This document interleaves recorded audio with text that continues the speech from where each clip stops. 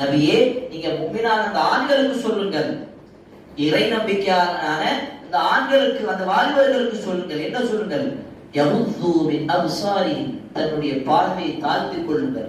பின்னாடி ஒரு பெண்மணி உட்கார்ந்து இருக்காங்க, பின்னாடி ஒரு பெண்மணி போறாங்க, அல்லது போன்ல பார்த்துட்டு இருக்கீங்க, திடீர்னு ஒரு பெண்மணி வராங்க, அல்லது டிவில பார்த்துட்டு இருக்கீங்க, ரோட்ல போயிட்டு இருக்கீங்க, ட்ரெயின்ல போயிட்டு இருக்கீங்க, காலேஜ்ல இருக்கீங்க, எந்த இடத்துல இருந்தாலும் சரி, ஒரு பெண்மணி வந்துட்டு என்ன செய்யணும்? ஒரு முஃமினுடைய அடையாளம் என்ன? அவனுடைய பழக்கம் எப்படி இருக்கிறது? தன்னுடைய பார்வையை தாழ்த்திக் கொள்ள வேண்டும். யகுது மின் அப்சாரிஹிம், இதனுடைய பலன் என்ன கிடைக்கும் தெரியுமா? வஹ்ஃபது ஃபுரூஜஹும், உங்களுடைய கற்பை நீங்கள் பாதுகாத்துக் கொள்ளுங்கள். உங்களுடைய கற்பை நீங்கள் பாதுகாத்துக் கொள்ளுங்கள். உங்களுடைய கற்பை அது பாதுகாக்கும். எப்படி? நீங்கள் தன்னுடைய பார்வையை தாழ்த்தி கொண்டால். அப்ப முதல் விஷயம், அதை பார்க்காமல் இருந்தாலே நமக்கு அந்த சிந்தனை வராது. பார்த்தா தானே சிந்தனை வருது.